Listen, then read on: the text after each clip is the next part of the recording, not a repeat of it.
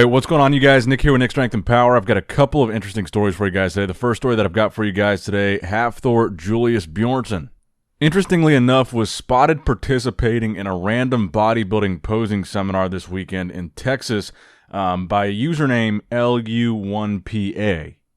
Now, I know that while he was in Texas, one of the goals was to hang out and stream with a bunch of Twitch streamers, but I didn't see any mention on his Instagram while in Texas of this posing seminar that he participated in, and it kind of begs the question, does this mean that Thor is interested in competing in some type of physique competition in the near future? I really don't see any other reason why he would bother participating in a posing course unless he was actually going to apply it to something.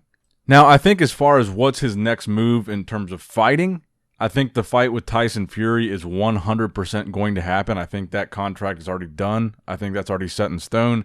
And the back and forth that we keep seeing between Tyson and Thor, that's just to hype up the fight. That's just fluff. I think the fight is already set, and this back and forth is really just publicity. But let me know what you guys think in the comment section down below. Do you think we're going to see Thor jump in a bodybuilding contest or some type of physique contest here in the near future? Why do you think he's doing this posing seminar? What do you think his objective is with this?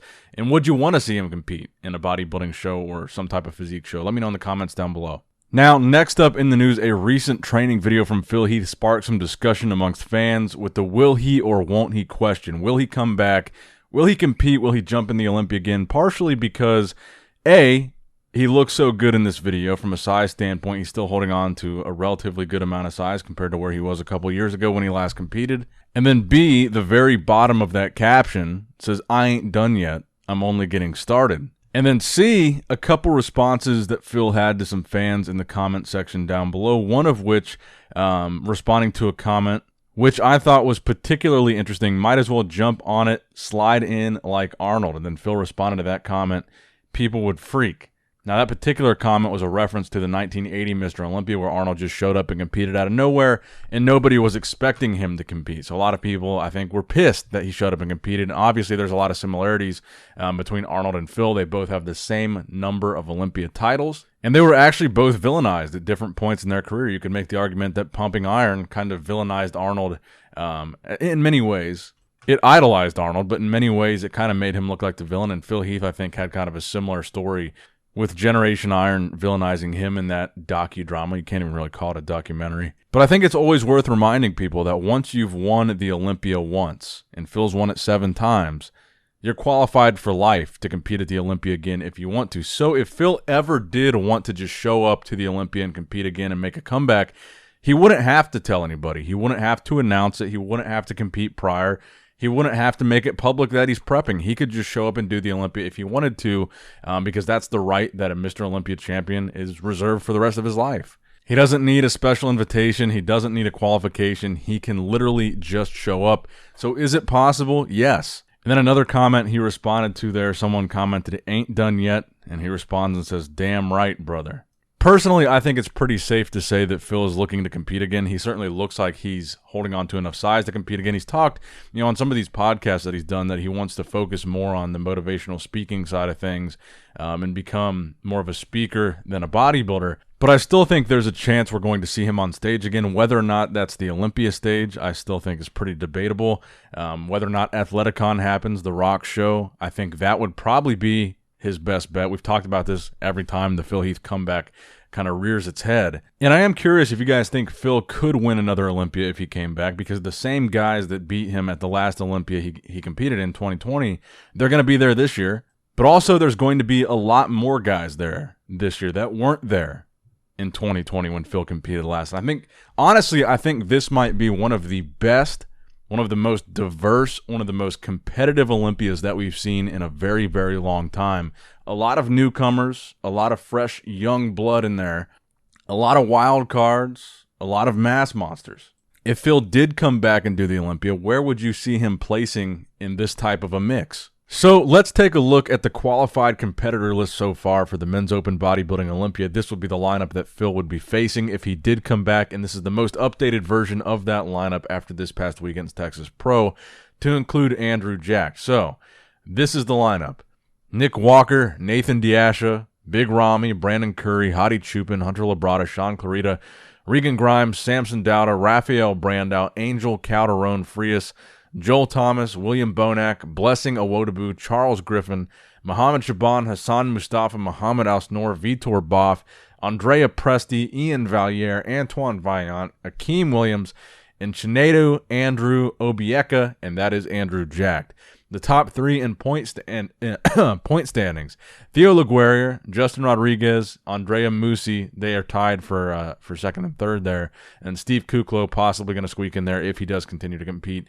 But he's fourth place in points right now. Unfortunately, the Texas Pro is actually a Tier 4 show, which means it doesn't give out a whole lot of points to even the runner-up at the show.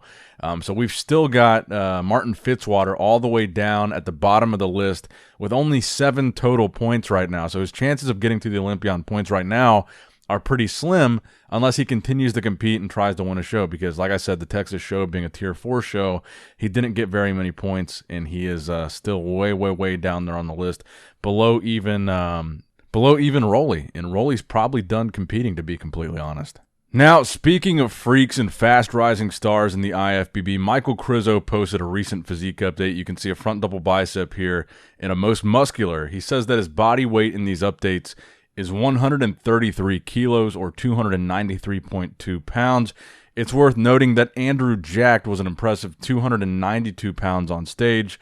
We still don't know for sure which pro qualifier Michael Krizo will be doing, but he is another guy very similar to Andrew Jacked that I think as soon as he turns pro, the first pro show that he does, I think he can be a very, very serious threat immediately.